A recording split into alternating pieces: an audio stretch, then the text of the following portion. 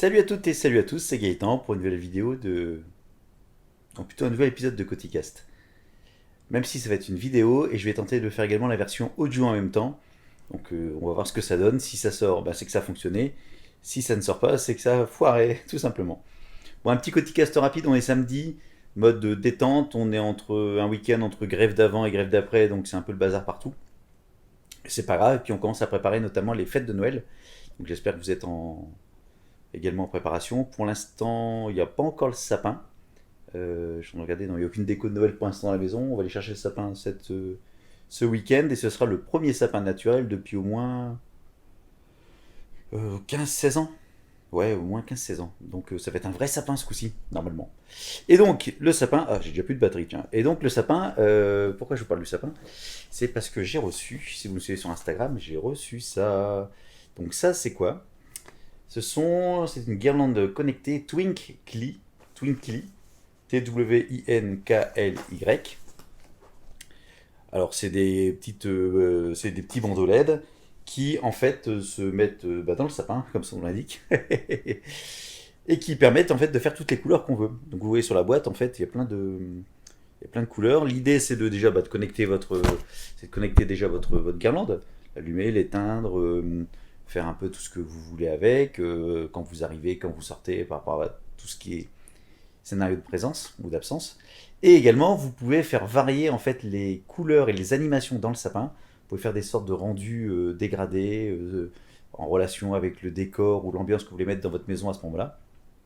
Donc, c'était l'objet domotique du moment. Il y avait une promo. Alors, j'ai pris la version 225 LED. Et la 225 LED, j'ai réussi à la choper sur Amazon à 104 euros. Alors, vous allez me dire, 104 euros, c'est déjà un gros prix pour une guirlande connectée. Certes, mais elle est beaucoup moins chère que le prix normal. Et puis l'idée c'est de tester la chose, puis je verrai bien si ça fonctionne, et puis si ça me plaît pas tant que ça, je la revendrai. Je pense que je pourrais la vendre au moins le même prix, puisque j'ai fait une très bonne affaire. Et en plus, une guirlande connectée, jusqu'à maintenant, j'avais toujours des guirlandes de premier prix, deuxième prix. Vous savez, vous mettez des petits trucs qui clignotent, et puis d'une année sur l'autre, vous en avez 2, 3, 4, 5, 10, 20, 50 qui ont lâché. Et puis vous avez plus du tout de. Comment ça s'appelle? J'essaye en même temps de cadrer, vous n'avez plus du tout de lumière qui fonctionne. Donc là, l'idée, c'est d'avoir un truc qui fonctionne plutôt pas mal. Alors, je vais peut-être vous faire quand même l'ouverture de la boîte. Donc, à faire. Alors, si vous regardez bien, j'ai ma main qui est toute bandée. Il y a encore du. Ah oui, on va voir un peu le sang, tiens. J'ai bricolé cet après-midi. J'ai changé ça va être c'est en lien avec le sujet d'après. J'ai changé le groupe de sécurité de mon ballon d'eau chaude et j'ai réussi à me foutre un coup de perceuse à travers la main. Vous allez me dire, un groupe de sécurité pour un ballon d'eau chaude avec une perceuse, on voit pas trop le rapport, mais quand Gaëtan bricole, il essaie toujours d'être créatif. J'ai essayé juste de monter un truc dans le calcaire et en me disant que la perceuse ça peut-être allait mieux et c'est passé à travers et à travers ça arrivait dans la main. Bref, c'est pas tant le sujet. Donc dans la boîte on trouve une machin, on s'en fout, on trouve un transfo, on s'en fout, et surtout il y a ce truc là, donc les 250 LED, je les ai pas encore branchés, mais je pense que ça va être sympa, et en plus apparemment ça peut aller également en extérieur. Bon, à suivre bien évidemment, dès que ce sera installé avec le sapin de Noël, je vous ferai un petit topo sur Instagram, je vous ferai un petit retour sur Coticast, audio et ou vidéo. Ou peut-être même, je ferai peut-être un test sur la vidéo, une vidéo rien que pour le test de cette guirlande. Ça, c'était la première chose. Mais soit la deuxième chose, donc si je vous parle du bricolage avec le groupe de sécurité du ballon d'eau chaude, c'est parce que mon groupe de sécurité est en train de fuir, puisque pris par le calcaire. Bon, jusque-là, rien de spécial. Le ballon d'eau chaude, je l'ai changé l'été dernier, donc en 2018. On est là décembre 2019. Donc j'avais changé également le groupe de sécurité, ce qui fait que le groupe de sécurité, au bout d'un peu plus un an et quelques mois, il est déjà plein de calcaire, il est déjà cramé. Et je suis dans une maison, bien évidemment, mais je suis surtout dans une région où l'eau est fortement calcaire. Et j'ai plein de problèmes. Donc les douches, les parois de douche sont remplies de calcaire, les toilettes, les évacuations de toilettes sont régulièrement fuies, parce que tout le système se grippe, donc je mets régulièrement comment ça s'appelle du vinaigre pour essayer de nettoyer tout ça. Et puis là, je me disais quand même que avec tout ce calcaire et puis le ballon ayant été changé récemment, ça aurait été peut-être bien de se pencher sur la question d'un adoucisseur. Dans ma connaissance et mon approche que je maîtrise pas beaucoup, pour moi l'adoucisseur, on ne pouvait pas boire l'eau du robinet. Donc entre hier et ce matin, j'ai commencé à me plonger très sérieusement sur le sujet. Et le problème, c'est qu'en France, du moins, parce qu'en Belgique, je pense que c'est pas la même chose, mais en France, on a un sacré, j'ai l'impression qu'on a une sacrée lobby des distributeurs d'eau et des installateurs d'adoucisseurs. En gros, c'est tout adoucisseur. Donc les adoucisseurs, c'est super, on en trouve un peu partout. C'est la meilleure solution en France, etc., etc. Puis en creusant un petit peu, je suis tombé sur des forums où on a d'autres solutions. Là, il y a deux autres solutions plus ou moins de grandes catégories de solutions. Une deuxième qui est une solution dite électronique ou électrique, dans laquelle on va brancher en fait un appareil sur le tuyau d'arrivée d'eau et qui va casser ou disons qui va réduire le calcaire, qui va pas le faire disparaître mais qui va le faire réduire et qui va permettre d'éviter l'entartrage ou le calcaire qui se dépose.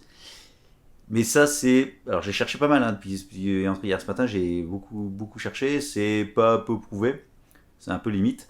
Par contre, un truc qui fonctionne plutôt pas mal et que je ne connaissais pas, c'est le CO2, donc le dioxyde de carbone alimentaire, qu'on va injecter en fait dans l'eau, dans l'arrivée d'eau, au niveau du réseau de la maison. Et en fait, le CO2 va faire une réaction en ligne, à rechercher sur internet, va faire une réaction en ligne, une réaction en chaîne, qui fait que ça va réduire également le taux de calcaire, et le calcaire va être beaucoup plus petit.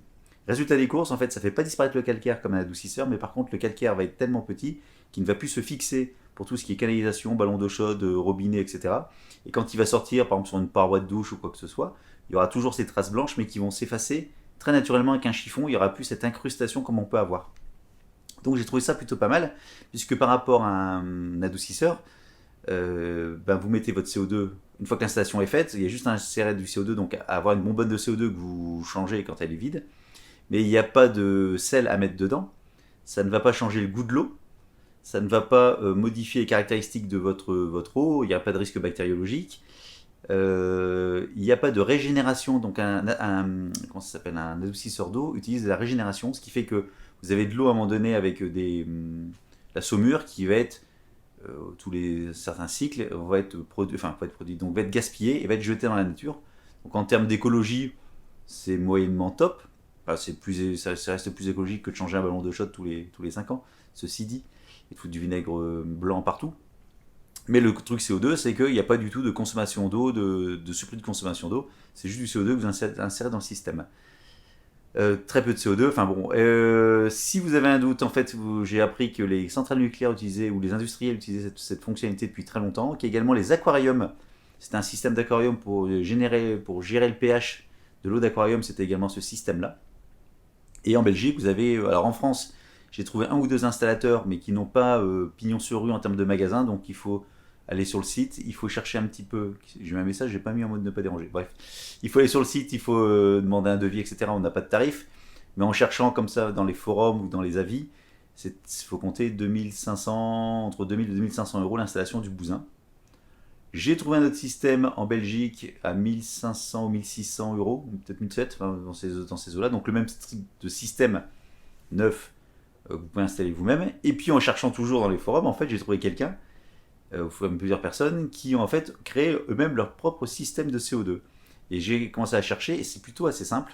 Donc vous avez votre bouteille de CO2 que vous achetez, ou plutôt vous louez, enfin vous achetez avec une consigne, dans un magasin style de trucs de bouffe ou pas de bouffe, comment ça s'appelle, un grossiste, voilà, un grossiste alimentaire, ou un truc qui fait de la bière, enfin, où vous pouvez acheter des bières, des fûts de bière ou faire votre bière vous-même, un brasseur, une sorte de micro-brasseur. Sur cette bouteille de gaz, vous allez mettre un détendeur, donc qui vous permet de faire sortir le gaz et de régler la pression de gaz enfin de CO2 que vous souhaitez mettre dans votre système. Lui-même va arriver sur un, que je ne dis pas de bêtises, c'est un, qu'est-ce que j'ai dit? Après ce stade, c'est un. Attendez, j'avais pris des notes en plus. Je me suis fait toutes mes notes.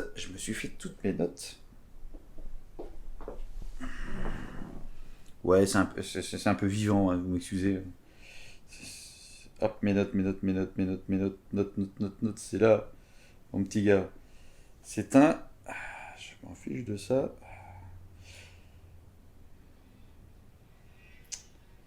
Note, bricolage, il est là.